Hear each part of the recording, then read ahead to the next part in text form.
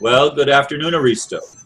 Good morning, Ron, once again. I hope the sound levels are acceptable today, and I hope that my image is centered okay, and if it's okay, then we can proceed. 1 minute, though, I want to see something. Okay, now, something was over there. Um, what am I going to talk about today? There's so many things happening right now that I don't know where the esoteric stuff ends and where the exoteric or worldly stuff begins. So it's going to be a mix and match today. Um, there have been many world events, as you know, and these world events are, on the one hand, designed to promote fear, and on the other hand, it's part of the process. This process may seem like a heartless, callous process of darkness and suffering, and in the way it is, but in the same way, a human body that is afflicted with cancer, when it heals, there's a lot of cell death going on. A lot of cells that might be considered healthy are killed in the process of removing the cancer cells. There's a lot of detoxification involved. When a person is fasting, their body ends up cannibalizing a lot of the older cells. So you might say that the body itself undergoes a process of eugenic purification. However, the bottom line in all of this is the love factor. The factor, What factor? the love factor. Oh, okay. It's the presence of love in the process. But I'm not speaking of relationship love or even any of the religious connotations. I'm speaking of an embracing of life, a sense that life is meaningful. Because even though there's a lot of cellular death going on in cancer, for the body itself, the process is meaningful. And that sense of meaning can be reflected back to each and every cell to mitigate the process and make it less stressful, less tormenting, less a matter of suffering. So instead of railing against the world that it sucks and all of this, and to alleviate suffering, we know that we need to be open to embrace everything and realize that everything is a manifestation of what we need to embrace. But at the same time, our attitude is what counts and what can help mitigate it. Attitude is contagious. Right now, there has been an attitude of information and countering disinformation.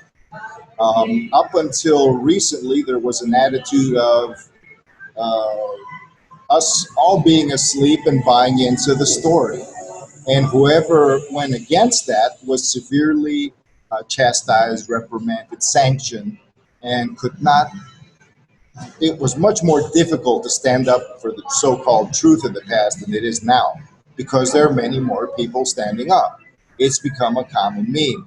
At the same time, partly because of that, it's all coming to the surface. If people were still asleep, we'd all be dropping like flies and thinking it was a natural event or some other explanation or an act of God, or that's why all of these apocalyptic scenarios are promoted. They start bumping us off and they tell us, oh, it's God that does it. Or the earth hates us and the earth is doing it. And it's all our fault and we deserve it. Now we're questioning that. That's a big ass deal. At the same time, nothing is ever enough. Usually we say, okay, we'll just do our little part and fall asleep again. That doesn't work that way. In order to be able to move through, each and every one of us, no matter where we are, in my honest opinion, require the cultivation of what I would call unconditional motivation. Unconditional motivation means I am not doing this because I'm going to get money. I am not doing this because paradise is in the wings for me. I am not doing this because it's guaranteed or it's not guaranteed. I am doing this because it is the right thing to do, because it is the meaningful thing to do, because my motivation is going to continue moving in this direction because the alternatives are not viable, because no human being worthy of the name human being can have anything but unconditional motivation when the issue of confronting the death of our planet and of our species and of anything meaningful, because even if it's sustained, it's going to be crap. And even if certain good guys win and just initiate the old system where, less people, a medieval system with high technology, so people are slightly more comfortable, but they're still not free. Even that is unacceptable, because it's almost like having a bad marriage and going to a mediocre marriage and saying, well, that's all I can hope for. It's going to be hell. We're going to turn it into hell to wake ourselves up again. That's what we do. A lot of the shit that's going on today is because we're tired of living meaningless lives. Everybody who lives a meaningless life and then tells themselves as they go to sleep, well, that's the best you can hope for, Joe. Be realistic, forget about it, Mary. That's this is the guy here. He I hate him, but it's the best I can do. See, that kind of resentment accumulates. It's a prayer. It's like saying, please, God, bring the chaos in to change this. I don't care. Even though the conscious part of us is afraid and says, no, please keep things as they are. That's a nasty conflict. When you're sitting on that fence within yourself, and half of you wants to keep things as they are, but the other half of you is resentful of the fact, you're going to end up a messed up situation in denial, so you won't even notice it, and then you're going to wonder why your world is fucked up. This vibration is what we have in common. It is the true beast. It is the vibration of compromise, of not of adaptation compromise, not of realistic compromise where you navigate the situation intelligently, but of compromise that refuses to move, that refuses to fire up human potential and creativity to change the situation. And I'm not speaking of everybody getting up and arms. I'm speaking of energy. Before anything moves, energy is circulated. You turn the switch on, the current flows through, and then the light turns on. Sure, it's an instant process, but electric current has a velocity. It goes in a very, very fast. Even the speed of light is still finite. It's still a velocity. So before the light turns on, the current needs to flow. This is the value of inner work. And there are two forms of inner work that I consider: psychological individual inner work, which is what most people do who do inner work or inner process or whatever. This is to prepare your own individual self. And then there is transpersonal or collective inner work. This is when you face things that are beyond yourself on the inside.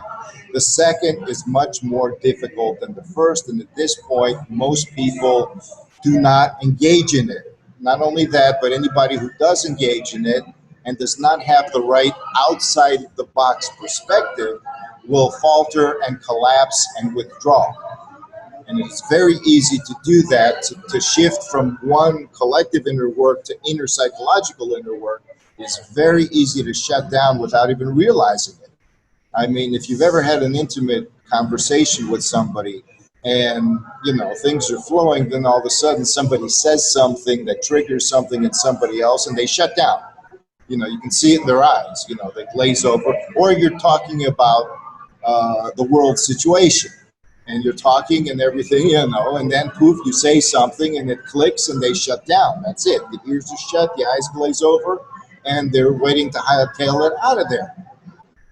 So we do this to ourselves, and we don't even notice it.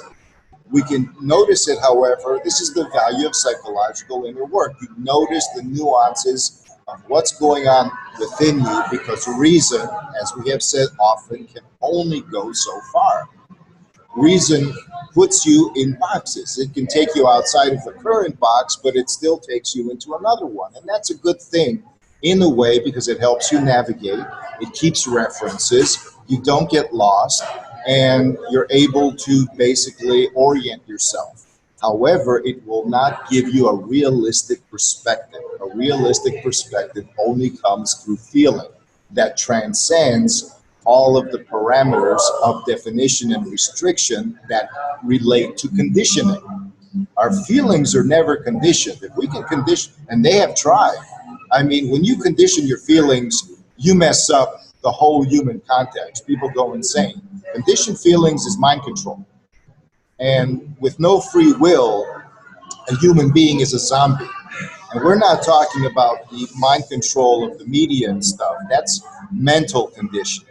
You become your own policeman then, and you don't allow the emotions to flow, but the emotions are still there.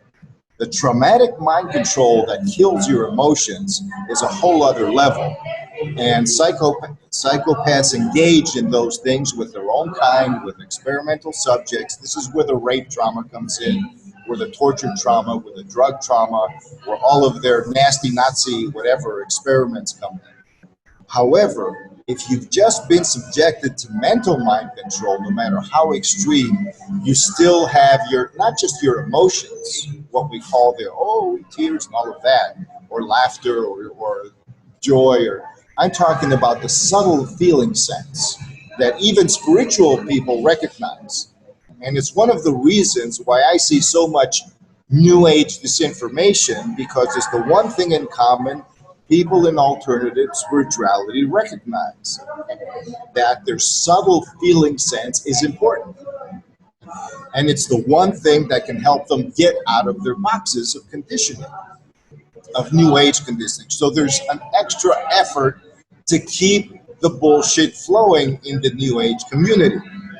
And I'm not even going to say, I mean, it should be obvious to a lot of people. A lot of the outlandish, and not even that, they capitalize on the sense that somebody is open-minded and outside the box in order to take them and put them in another box, to create the same scenario of political bullshit that mundane-oriented people, so to speak, are focused on, and take it into a context of otherworldly, other dimensionally, other, extraterrestrially, whatever. But it's the same thing. This army pitted against that army. The motherships of here are against the there, and they're working. That's not the organic way that nature works. And this is why I was going to talk about the dragons of the earth and the dragons of the sky, which are the two dragons basically that should be one, but have polarized into two because we are the mitigators of that situation. We are between earth and sky, and we have a responsibility. The earth cannot evolve to the next step without us. Otherwise, we would be like the dinosaurs, gone. We cannot evolve without the earth. We are symbiotic and we are one in essence. This is also realized through what we have called 555. The number 5 is our life force, as we said. It's also the global life force, and that's good. Unconditional motivation tunes us into this 555, because in order to be motivated, you need motive force, you need power, you need empowerment. And the source of that empowerment is your own life force. And your life force is triggered by your sense of what's meaningful, what's right, your sense of purposefulness. Living life purposefully is living life freely, no matter what rules or regulations they put upon you. As long as you stand up and choose every single day to live life purposefully, then that force will start moving. As long as you choose to feel the life force in the body, in the sensations, and make an effort, a conscious effort to feel it in the world, then your brain centers are going to activate with unconditional motivation. If you listen to your feelings, it does not matter how you express that unconditional motivation. Some people may want to make communities with alternative energy, or just communities where they can live outside the grid. These communities, if based on unconditional motivation, which is always loving, because any kind of fanatical motivation, any kind of follow the leader motivation is not unconditional. The individual is not driving it. This is dependency motivation. Anything, any motivation based on an outside force. I mean, outside forces can and should come in. That is 666, as we have said. The networking of life force is 666. This is why management comes in and leadership. However, the networking of life force depends on every point of the network. And the truth is that every point of a network is the center from its point of view. You are the center of your life. You are the center of your universe. It is not selfish to think so. As soon as you decide that somebody else is the center of your life and your universe, you have abdicated responsibility for being a human being.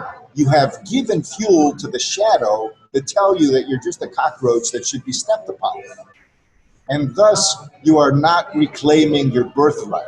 You are not affirming that you are worthy of common law existence on this planet. So we are throwing our lives away, not just because we are deceived, but because we refuse to activate the potentials within us where deception is not possible. And I'm not speaking of pie in the sky psychic activations and spiritual awakenings again. I'm speaking of standing up purposefully and tapping into the desire to be unconditionally motivated. Move because you want to move. Take responsibility for all of your movements. What you are going to do is up to you. Forget about looking for other people's solutions, because if you look for yours, however it is, with the intention of moving from 555, which is your life force and your connection with the planet, to networking. We talk about money. We talked about the petrol situation. All of that is 666. It is even the carbon atom that some people say is 666, because carbon has 4 electrons or something in the outer shell. It's in the middle of the periodic table. It is a molecule of balance. It is a networking molecule. It is a molecule that structures a whole bunch of other molecules and connects their energy into a viable life complex. So 666 is not bad, and the carbon atom is not bad, and of course we say that. But at the same time, the true avatar is always a multiplicity. It is not a single unity separated from everything else. It is a single unity in connection with everything else. The life field of 555 is a single presence. It is us in the center, like a center of the sphere, and surrounded by a network that encompasses the planet, connected to everything. However, networking is the relationship between centers, all with overlapping life fields. In astrology, the symbol for the sun is a circle with a dot in the center. And thus the solar force, the golden force, the life force of that infuses the planet, gold, all of that symbolism extends from that solar dynamic. And it is also in mysticism, the awakening of the human being is called the awakening of the solar body, the solar chariot, the Merkaba body, the vision of Ezekiel, all of that connect with that. This is the awakened human being who is a center of meaning, a center which is loving always, because you cannot have an exchange without love. It's impossible. I mean, love is the experience of harmonious exchange. All of your cells love each other, or else you would be dead. When they don't love each other, you get cancer. That's about it. And so when networking is also sexual in nature or erotic in nature, there's life force flows from one center to another. That's why 666 also pertains to Venus, Eros, sensuality. It also pertains to money. It also pertains to the internet, the computer, the beast, and all of that. All of these are tools, they're means of expression. The bottom line is, there's the six. Look at this. Whenever you have an even number, you can put it geometrically. So the number 4 becomes like a cross. The center of the cross makes it a number 5. So if you are, in the center of your cross, you're not carrying it. You're in the center of the 4 directions. You're centered, grounded. The 4 directions are your grounding. However, you in the middle make it a 5-fold life field. The 6 is like the Star of David. Okay, you have one polarity moving up, another polarity moving down. It is a sexual penetration. However, true networking begins when there is a central presence that coordinates and balances it all. The six will guarantee it is balanced. If you harmonize the six, you will guarantee your interaction to be balanced. However, for the interaction to manifest things, then you move into the seven and you look at the archetypes, you look at the signs. These people have downed two airplanes within a very short period that are both called Flight 777. And both of them have to do with Malaysia. Both of them in Indonesia. There's something about that. One of them was flying in a north-south axis. The other one was flying on a west-east axis. One of them had diplomats. The other one had scientists. It's very possible that the whole thing was organized in order to get rid of a few people who had ideas. However, if we all move to not so much stress ourselves out about how are we going to change things immediately, what's the silver bullet? If we first tap into our unconditional motivation, then even as things move through, we enter a world that's based on common law. People's creativity will naturally flow. And so there will be, even if there aren't any technologies today, there will be within a very, very short time. And we know there are technologies. And it will be done right because common law allows free creativity. The exchange, exactly, the exchange can occur. We'll find ways of exchange and all of that, of value, because what's going to happen is our creativity is going to skyrocket. So we're going to have to reevaluate our sense of meaning and value for everything. A renaissance. A renaissance is going to be very, very challenging. This will not be a process that can be controlled in a strict manner. You're going to have to release a little bit to let people play and give them the freedom to play with their creativity. And we don't have to worry that everybody's not going to be on the ball. Some people are going to be technologically oriented, others are going to be nature oriented, others are going to be art oriented, others are just going to sit back and smell the coffee for a while, and they will vibrate energies of healing for everybody else, even though it seems like they're doing nothing. They're not watching TV. They're not playing video games. See, that's the thing. When somebody does nothing in the matrix, they are destroying themselves for the most part. They're doing something that's keeping them in a conditioned box. When somebody does nothing in a free system, their minds are soaring, usually. Their emotions are flowing. Something is going on. They're not just sitting there numb. People get bored, so there's no such thing as doing nothing. Put somebody on the beach with an umbrella thing and they'll need to relax for a while. It's better than going to the hospital and being poked and prodded. But it's going to end. Put people on their honeymoon. They're going to make love every day, but at some point they're going to integrate the rest of their lives in the situation. And people will find a way. So with unconditional motivation, we have moved to a point that the public has pressed. So information, even with the disinformation and the counterintelligence and all of that, information is flowing for those who are discerning. We are now challenged to realize what serves us, even amongst the truth.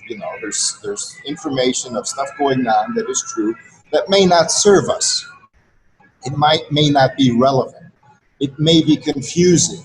So we're sorting out the information, and even the disinformation may be useful because it tells us what the other side thinks or what the shadow thinks or what's going on. Everything in our lives is important. So we should be patient with ourselves as we move toward this concept. A simple concept, you can put it in the title of the video, unconditional motivation is living meaningfully. So we're about half an hour, I guess? No, only 25 minutes. Only 25 minutes, okay. So then I can continue. Like I said, the goal isn't to stop at 666. The goal, the people are going to overcome the tyrants when they move to 777. 666 is going to face people with something. It's going to face people with the shadow. What does that mean? The collective shadow, okay, let's put it in this context. You're in a relationship, okay? I'm talking with a girlfriend, we're very close, and everything's going. Then, like I said, something is said, something is triggered, and all of a sudden, all of this pain comes up. And all of the love we felt for each other disappears. And instead, we actually start feeling irritation. From irritation, it moves into words exchange. From words exchange, we start resenting each other. Then we come into a hatred. I mean, things snowball into a completely opposite dynamic than the love we thought was eternal before. It's like being in the same room, but you know, from paradise it turns into hell. So people need to be ready for things like that, not just in personal relationships, but when you enter the collective level of experience, you confront the same thing. You're in the world, one day everything's fine, the next day you're in hell. And if you don't cycle that on the inside, as the earth is challenging us to do, it will manifest on the outside. It will manifest in your local outside. And we're being constantly pressured to cycle more and more on the inside, and that's why we're feeling more on the outside. The difference is there are parts of the world where this karma has been going on for thousands of years. Europe and the Caucasian peoples have been primitive longer than other peoples. So they have less of a karma of civilization than other peoples. And that has allowed them to be a kind of vibratory safe haven for souls, shall we say. And I don't mean just Caucasian peoples, but certain African peoples, the ones that came over on the slave trade to America. If their descendants look back, they're going to realize that they have it a lot better than the ones in Africa now. And they were basically migrants from Egypt and Ethiopia that moved west into West Africa. And the locals, this is a theory, by the way. A lot of people may say, what are you talking about? But it's something that I see. The locals handed a lot of them over to the Portuguese. They were outsiders, they practiced magic, they, you know, this and that. In any case, there are some peoples whose karma gives them a little bit of space. There are other peoples who are locked in a karma that was a pattern, a collective pattern of fatalism. You have the Middle East like that. The Middle East had some of the earliest civilizations on the planet. But they've also had more wars, more suffering over thousands of years than, say, England. You know, you go up to Britain and people were basically living in nature and had tribal infighting, but not the massive massacre scales that you had in Iraq, Persia, and the rest of the Middle East. You see a lot of peaceful, you don't see conflict in Australia on a large scale. Well, it doesn't have a karma of a civilizational matrix. You know, you had the Aborigines, and then you had English freedom fighters for the most part being exiled there. The same thing with the United States, although the United States is strongly escalated. Central America, however, has had a history of Aztec heart rippings and massacres, and the same thing with the Inca Empire and all of that. And all of this has infected the geography even of all of South America, because even if you didn't have technological aggression so much, except for flints and stuff, you had black magic going on. And that is a big ass, it's psychic toxicity over time. And so the current psychopaths find it easy to repeat traumas. Notice we have the Middle East, you have Ukraine, where just in World War II, you had 15 million being massacred by Stalin. You have places that are old wounds opening up. So what we don't want to do is we don't want to create new wounds around us. They're pressuring us to do so. And we want to expand our unconditional motivation to empower the world around us, to network with other people. That is one of the keys, not artificial network. Network with those who will accept you, who you feel kinship with. Those are the people with whom you will find common solutions. As you cultivate a solution with other people, your group, so to speak, or networking circle can connect with another networking circle. You don't need to connect with every single networking circle by yourself. People build confidence with each other. That's what we're doing on the internet, and that's why the system puts in disruption dynamics, disruption information in order to confuse us and keep us at each other's throats. So that's what I wanted to talk about today. It's a kind of all over the place topic, but the center of it is that unconditional motivation. If we can grasp the meaning of that, we can begin living it, we can begin standing up, and then we can proceed. And believe you me, as we learn to feel and open up to feeling, we can even confront the collective stuff. And inner work is taken to the next level then, where you can see what's going on even if other people don't. However, even if that doesn't happen, we can move from 555 to 666 with unconditional motivation. So unconditional motivation is a key to move from 555 to 666. Thank you so much for listening once again. Thank you, Aristo.